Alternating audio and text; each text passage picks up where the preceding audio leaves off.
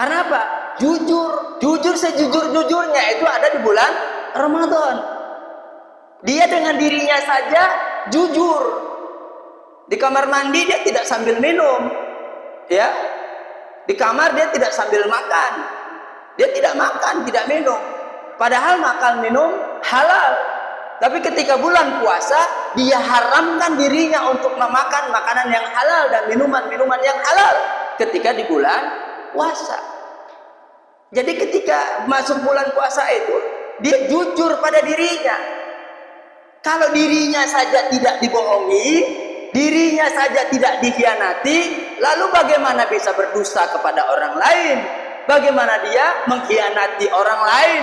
Bagaimana dia memfitnah orang lain? Bagaimana dia mau membenci orang lain? Tidak sempat. Nggak ada waktu untuk membenci orang lain. Tidak ada waktu untuk menyakiti orang lain. Nggak ada waktu.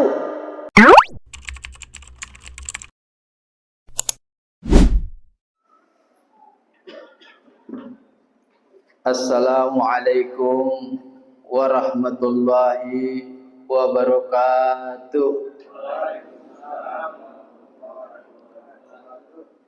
Alhamdulillahilladzi bi ni'matihi tatimmus shalihat. Asyhadu an la ilaha illallah, asyhadu anna Muhammadan abduhu wa rasuluh, la nabiyya ba'd. Qala Allah Ta'ala fil Qur'anil Karim, a'udzubillahi minasyaitonir rajim. Sahru Ramadan alladzi unzila fihil Qur'an hudal linnas wa bayyinatin minal huda wal furqan. Sadaqallah. Pada tahmid dan taslim, pada kesempatan subuh kali ini kita akan bawakan tema tentang insanul kamil.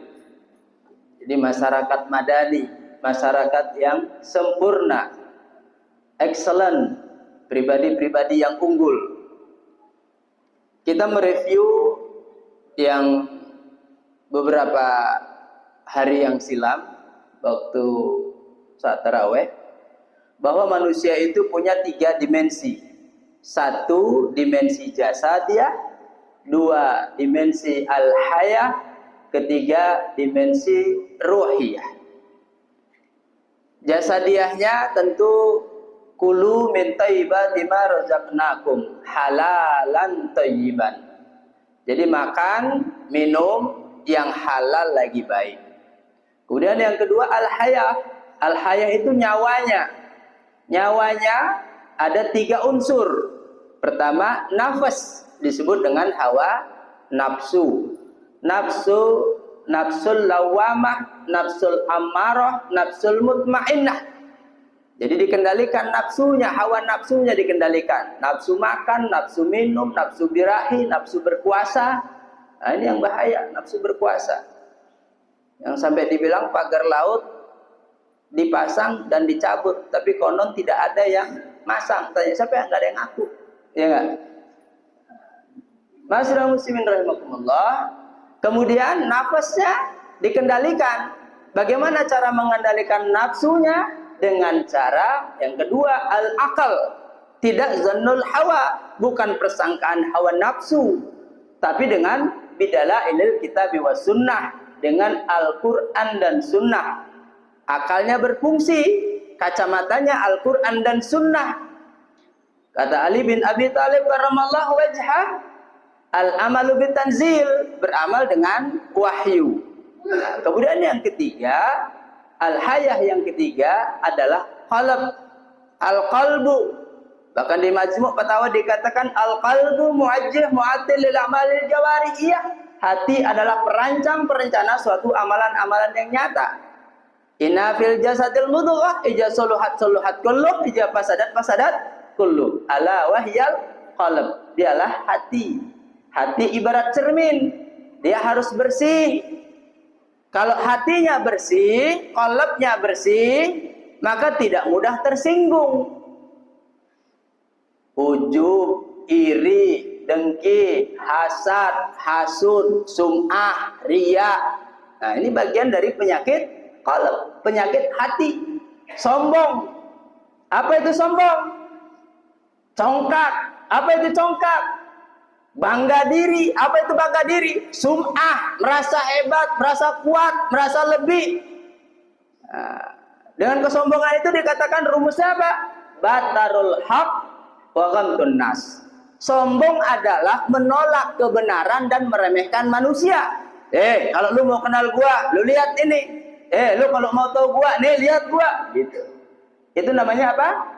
Sombong. Ana khairun minhu, aku lebih baik dari dia. Halaqtani min nar wa halaqtahu min tin. Aku diciptakan dari api. Api apa? Api apa?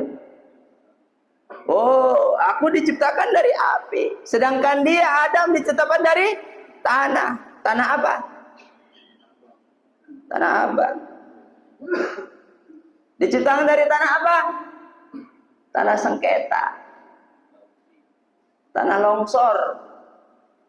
Kalau sombong, dia diciptakan dari tanah apa? Tanah tinggi. Kalau pelit, diciptakan dari tanah apa? Tanah pengki. Sepengki doang dikit. Kalau dermawan, pasti dari tanah apa? Tanahnya dari tanah apa? Baik, itu sudah kemarin, ya enggak? Jangan memponis, berikan indikasinya, biarkan dia mengalamatkan pada dirinya. Nggak boleh, lu dosa, haram, neraka. Nggak boleh begitu. Lu ini neraka. Nggak bisa begitu. Nggak bisa. Ya. Jangan memponis. Ini bagi anak muda nih, rumus-rumus hidup harus ada tuh. Jangan memponis, berikan indikasinya, biarkan dia mengalamatkan pada dirinya. Sombong kepada yang sombong, sedekah. Boleh. Boleh nggak? Boleh. Baik, itu tutup, selesai. Sekarang kita masuk di pertengahan bulan Ramadan. Tadi ayat yang dibacakan, itu 6 ayat pertama menceritakan tentang orang yang beriman, orang yang bertakwa. Jadi sampai ulaika ala hudan mir rabbihim wa ulaika humul muflihun. Nah, ulaika ala hudan. Mereka itulah yang ada di atas petunjuk hudan. Nah, di dalam bulan Ramadan itu ada 3 keutamaan. Pertama, keutamaan puasa. Yang kedua, keutamaan diturunkannya Al-Quran. Yang ketiga, malam Lailatul Qadar. Jadi yang pertama itu puasa Ramadan, pembakaran, di mana puncak tertinggi penghambaan seorang manusia itu ada ketika bulan puasa. Jadi ketika manusia itu berpuasa, maka dia tingkat integritasnya itu paling tinggi, tingkat integritasnya tinggi, kepercayaannya tinggi gitu. Karena apa? Jujur sejujur-jujurnya itu ada di bulan Ramadan. Dia dengan dirinya saja jujur. Di kamar mandi dia tidak sambil minum, ya. Di kamar dia tidak sambil makan. Dia tidak makan, tidak minum. Padahal makan minum halal. Tapi ketika bulan puasa, dia haramkan dirinya untuk memakan makanan yang halal dan minuman-minuman yang halal ketika di bulan puasa. Jadi ketika masuk bulan puasa itu, dia jujur pada dirinya.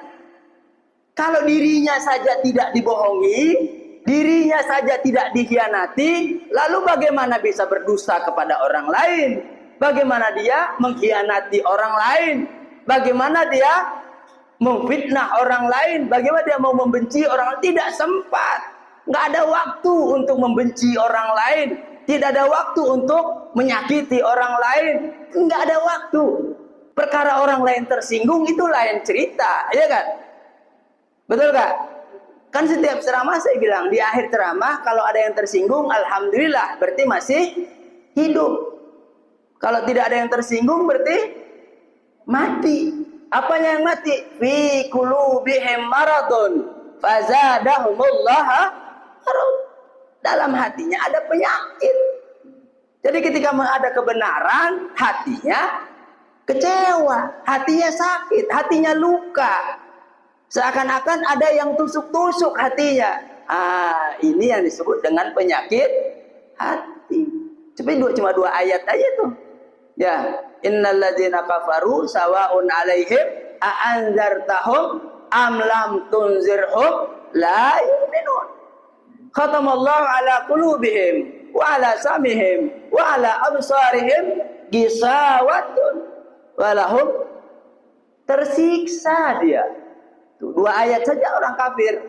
Tapi kalau cerita orang munafik, panjang. Hampir setengah lembar itu. Bahkan hampir satu lembar cerita tentang orang munafik. Ma'asyiral muslimin rahimakumullah. Oke, puasa nih. Terus dikatakan, Syahrul Ramadan alladzi unzila fihil Quran. Jadi di bulan puasa itu diturunkannya Al-Quran. Siapa yang berdampingan dengan Al-Quran, maka dia menjadi mulia. Contoh, tempat. Hijaz, Makkah dan Madinah, dulu jahiliyah. Nggak ada peradaban di sana. Jahiliyah. Tapi ketika Al-Quran itu diturunkan di Hijaz, di Makkah dan Madinah, maka menjadi Madinatul Munawwarah. Menjadi madani. Masyarakat yang sempurna, kamilah. Nah, maka juga yang tadinya buruk peradabannya, jahiliyah, maka kemudian menjadi Makkatul Mukarramah. Nah, mulia. Kenapa menjadi mulia? Karena diturunkannya Al-Quran. Jibril alaihissalam, Nabi, malaikat, sama dengan malaikat yang lain. Malaikat Jibril biasa saja. Tapi karena Jibril membawa Al-Quran, maka menjadi ruh. Menjadi mulia. Jibril menjadi mulia. Begitu juga para nabi, para rasul. Sama saja. Yu'minuna bima alladzina yu'minuna bima unzila ilaik wa ma unzila min qablik. Apa yang diturunkan kepadamu wahai Muhammad, dan apa yang diturunkan sebelum kamu. Injil, Zabur, Taurat, ya enggak? Nah, kemudian Injil, Zabur, Taurat itu sudah dijadikan satu, direvisi. Manansah min ayatin au nunsiha na'ti min khairin au misliha. Jadi ada Injil, Zabur, Taurat direvisi di dalam Al-Quran. Maka kau harus percaya kepada apa yang diturunkan kepadamu, yakni Al-Quran, dan apa yang diturunkan kepadamu, Zabur, Injil, dan Taurat. Tapi Zabur, Injil, Taurat yang sudah ada di dalam Al-Quran. Ma'asyiral muslimin rahimakumullah. Jadi Al-Quran itu diturunkan kepada siapa? Kepada Rasulullah sallallahu alaihi wasallam. Maka mulialah Rasulullah. Maka mulialah Nabi. Yang tadinya Nabi biasa saja. Tapi ketika dia membawa Al-Quran, maka Nabi dan Rasul menjadi mulia. Begitu juga malam Lailatul Qadar. Di mana Al-Quran diturunkan. Nuzulul Quran. Maka bulan puasa ini sama dengan bulan-bulan yang lain. Tapi ketika bulan Ramadan diturunkannya Al-Quran, maka Ramadan jadi mulia. Kalaulah sudah semuanya menjadi mulia, maka siapapun kita, siapapun satu di antara kita yang mengamalkan Al-Quran, yang belajar Al-Quran, yang membaca Al-Quran, yang mentadaburi Al-Quran, maka dia akan mulia. Hal yastawil ladzina ya'lamuna wa la ya'lamun? Apakah sama orang yang berilmu dan tidak berilmu? Beda. Senyumnya orang berilmu beda, bicaranya orang berilmu beda, marahnya orang berilmu beda, tindakannya orang berilmu beda. Dari mana membedakannya? Oke, paling sederhana. Lahul asmaul husna fada'uhu biha. Allah itu punya nama-nama yang baik, maka panggillah dengan nama-namanya. Ud'uni astajib lakum, kata Allah. Mintalah kau kepadaku, maka aku akan berikan, aku akan kasih. Contoh, seorang bapak, seorang ibu mau marah nih ceritanya. Punya anak gadis, punya anak remaja. Harusnya jam 10 sudah pulang, ini sudah jam 12 belum pulang. Jam 1 belum pulang. Bapak emaknya mau udah ribut di rumah gara-gara anak. Bapaknya nyalain anaknya, kenapa anak keluar dibiarin aja? Tadi saya lihat, sore dijemput sama temennya. Kata bapaknya, kenapa dikasih? Dia bilangnya mau buka bersama di luar. Alasan lah segala macam. Singkat cerita, si bapak mau marah. Pokoknya marah-marah beneran. Anak pulang gua gebukin. Anak pulang lihat aja nanti. Kata emaknya, emang lu yang ngurusin? Gua yang ngurusin dari bayi, dari kecil, dari ini. Lu mau marah, padahal anaknya belum dipukul. Anaknya belum digebukin. Tapi ibunya sudah khawatir yang luar biasa. Seakan-akan anaknya berdarah-darah. Akhirnya ibunya membela anaknya mati-matian. Anaknya belum diapa-apain, ketemu aja belum. Betul gak? Bu, bapaknya udah dimaki-maki sama emaknya. Akhirnya terawih kagak, buka puasa bubar, ya enggak? Wah, diungkit-ungkit dah. Lu emang dari dulu begitu. Wah, dia ceritain deh. Lu kalau bukan sama gua, gua dicerita lah. Cerita bapaknya, mertuanya, masa lalunya, kuliahnya, ini ribut. Semuanya dibangkit-bangkit. Ini soal anak. Karena bapak emaknya udah ngaji, udah taklim, istiqomah sholat subuh, kemudian berilmu. Oh, saya ini kan punya Allah. Allah itu yang Ar-Rahman, Ar-Rahim. Allah yang Maha Kasih Sayang. Waktu saya marah saya itu, saya sebagai hambanya Allah yang Ar-Rahman Ar-Rahim. Waktu saya marah saya sudah menyayangi apa belum? Marah saya ini sudah kasih sayang apa belum? Saya ini hambanya Allah yang Al-Hakim, yang Maha Bijaksana. Al-Adil, yang Maha Adil. Yang Alim, yang Maha Mengetahui. Al-Wadud, yang Maha menyayangi, mencintai. Waktu saya marah, sudah adil apa belum? Waktu saya marah, sudah bijak apa belum? Waktu saya marah, sudah mendidik apa belum? Waktu saya marah, terus ada Asmaul Husna. Akhirnya apa? Marah enggak, semua enggak. Akhirnya dia apa? Ibtisamah lis-sadaqah. Dia senyum saja. Subhanallah. Senyum. Istrinya ngelihat, ini bapak gimana? Anak kagak pulang sampai jam segini kagak marah. Senyum doang. Tapi sambil mikir kemana tuh anak. Begitu juga dengan istrinya. Karena istrinya yang melahirkan, yang mengandung, yang melahirkan, yang menyusui, yang memandikan, yang merawat, yang mendidik, yang mengajari terus. Timbul rasa kasih sayangnya. Jadi rumah itu penuh dengan rahmatnya Allah Subhanahu wa ta'ala. Jin yang mau dekat kagak berani. Boro-boro jin mau gangguin, mau dekat aja nggak berani jin. Kenapa jin yang nggak mau gangguin? Karena iblis laknatullah nggak mau menggangguin. Apalagi teluh, apalagi guna-guna, apalagi sihir. Korin yang tiap hari sama kita aja nggak bisa gangguin kita. Karena apa? Karena kita senantiasa zikir pagi dan petang. Sayyidul istighfar.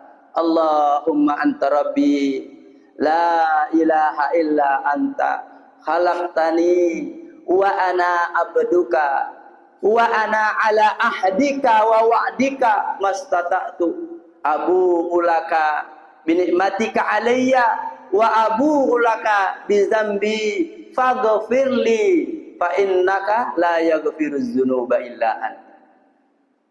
Istighfarnya tidak mulai dari astaghfirullahaladzim, enggak. Tapi langsung la ilaha illa anta. Ini sayyidul istighfar. Kata Syekh Abdul Salam Bali, nah ini ulama roqi terkenal dunia, ahli ruqyah terkenal di dunia. Jadi ahli-ahli sihir seluruh dunia kalah semua dengan Syekh Abdul Salam Bali. Memang bapak moyangnya dari Bali, dari Pengastulan. Nah, itu tinggal di sana tuh keturunannya ahli ruqyah, ahli roqi. Misalnya ada di Jerman, ahli sihir segala macam. Disebutkan syekh, ya syekh bagaimana ini? Syekhnya belum sampai di Jerman, baru nelpon doang mau datang, jinnya ngibrit kabur. Ada lagi di Cina, belum datang ke Cina, belum disamperin, baru ngobrol telepon doang, jinnya tahu bahwa Syekh Abdul Salam Bali akan datang, jinnya udah kabur, ahli sihirnya hilang, tidak ada manfaatnya. Terus tanya, Syekh kenapa bisa seperti itu? Dia katakan, baca Sayyidul Istighfar. Jadi ketika baca Sayyidul Istighfar pagi dan petang, maka boro-boro jin itu masuk ke sela-sela darah kita. Boro-boro mau makan dengan kita, minum dengan kita, nggak ada waktu, nggak ada tempat. Ada cek orang Banten mah digado gitu, tahu nggak? Mana jinnya ya, mana tukang sihirnya, mana tukang kadia buat kadia ya, ya dengan kerupuk tuh, dimakan, digado pakai kerupuk, ya dicocolin sambal dimakan tuh. Saking hebatnya, kuatnya orang beriman itu, karena cuma Allahus Samad. Cuma Allah tempat bergantung. Boro-boro mau berharap sama orang lain, boro-boro mau berharap dengan makhluk, enggak. Dia cuma berharap kepada Allah Subhanahu wa ta'ala. Jadi kuat, hebat, pintar, cerdas. Anak-anak kita menjadi generasi-generasi yang kuat, generasi-generasi yang hebat, generasi-generasi yang cemerlang, punya masa depan yang cerah karena punya long term vision. Tujuan hidupnya jelas, panjang, akhirat, surga. Bukan sekedar besok lu mau beli mobil apa, bukan sekedar besok lu mau kerja di mana, bukan sekedar besok lu mau punya rumah apa. Enggak ada. Bukan materialistis, bukan cengeng, pengecut, kemudian powerless, hilang kekuatan, mudah putur, hilang semangat, malas, penyakitan. Anak-anaknya itu harusnya tegak, keren, kemudian apalagi hebat, nggak bergantung pada orang tua, tidak bergantung pada orang lain, kemudian dia punya inovasi, kemudian dia punya langkah-langkah yang jelas, dia jelas ada metriknya. 5 tahun ke depan saya mau ngapain, jadi apa, 6 tahun kemudian saya jadi bagaimana, apa yang harus dilakukan, apa yang dikerjakan, punya jelas. Nah, panduannya adalah Al-Quran. Hudan linnas wa bayyinatin minal hudan wal furqan. Nah, kalau dia sudah menggunakan Al-Quran sebagai jalan hidupnya, sebagai peta kompasnya, ada Google Map-nya, bahwa dia punya jelas tujuannya ke depan, mau apa, mau ngapain, siapa melakukan apa, jelas. Ketika dia punya kejelasan hidup, maka dia berani berdiri tegak, enggak letoy gitu, enggak malehoi, enggak lemes, enggak futuran, mudah hilang semangatnya, males gitu. Tapi punya semangat, punya ghirah. Nah, ma'asyiral muslimin rahimakumullah, sebagai kesimpulan, yang pertama, bulan Ramadan kita jadikan manusia yang sempurna. Ya, tapi kan manusia nggak ada yang sempurna. Benar bahwa kullu bani Adam khata'un. Memang anak cucu Adam itu tepat salah dan dosa. Nah, ma'asyiral muslimin rahimakumullah, maksudnya dikatakan sempurna bahwa kehidupannya mengikuti wahyu. Aktivitasnya berdasarkan wahyu dengan tanzil. Ada Al-Quran, ada sunnah. Jadi ketika dia melakukan ini, akidah sahihah, kemudian dia ittiba' Rasul, mengikuti langkah-langkah Rasulullah sallallahu alaihi wasallam. Dari mana dapatnya? Ya kita buka hadis-hadis, ya hadis Bukhari, Muslim, Nasai dan lain sebagainya. Baca hadis-hadisnya. Tauhidnya, akidahnya, imannya, kemudian ibadahnya, syariahnya, muamalahnya, akhlaknya, adabnya, itu dipelajari. Nah, momentum puasa ini kan tiap hari orang ceramah terus, ya nggak? Wah, berbagai perspektif tentang puasa. Nah, maka belajar sedikit diamalkan, belajar sedikit diamalkan. Apalagi kayak begini nih, harus di like, share, and subscribe. Nah, dilihat tuh, oh ternyata baru 124 yang nonton, yang like-nya dikit. Nah, berarti thumbnailnya dibaikin lagi. kemudian bikin short videonya. Saya sudah 7 tahun berhenti bikin YouTube. Bukan YouTube-nya bermasalah, tapi rezimnya bermasalah, ya enggak? Ini ada lagi ini. Baik, sebagai kesimpulan, semangat ya Bu ya. Bu, semangat kan? Kok nggak ngantuk? Tadi gue mau gegas lagi tuh, bensin ini. Gue mau katain bangsat lagi, tapi takut kalian tersinggung lagi tadi. Bangsat tau nggak arti bangsat? Tumila, kutu busuk, yang nyempil, sakit, gatel, kalau dipencet bau. Nah itu namanya bangsat namanya itu. Ngerti nggak Bu? Nggak takut ada yang tidak mengerti definisi bangsat. Bangsat itu kutu busuk, tumila. Apa lagi bahasa yang lain apa? Kalau di Padang bahasanya apa itu? Kapinding. Somange pokoknya, ya nggak? Jadi orang harus semangat gitu. Biasanya kalau saya yang ceramah, itu orangnya sampai kantua gitu. Tapi yang bermasalah, makannya kekenyangan, dengerin ceramah saya sampai kantui. Wah, orang Padang pasti tahu dia. Adat bersendi sara bersendi kitab Allah. Tapi terkadang adat bersendi sara, ayat berserak-serak. Ngerti gak? Ayatnya nggak dipakai. Sok ngadat, adatnya tinggi. Ini gua ini, ya yang lain kecil, yang lain.